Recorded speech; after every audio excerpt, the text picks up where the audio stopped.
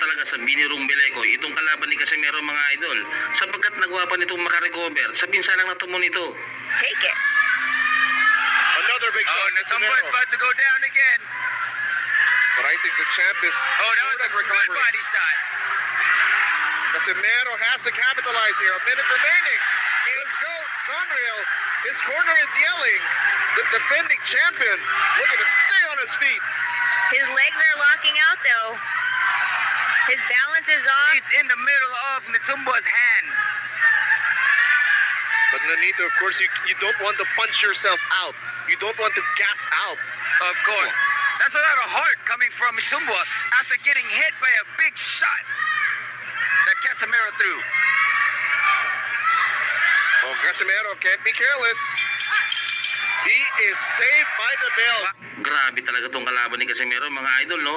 Literal na makunat pa sa makunat eh.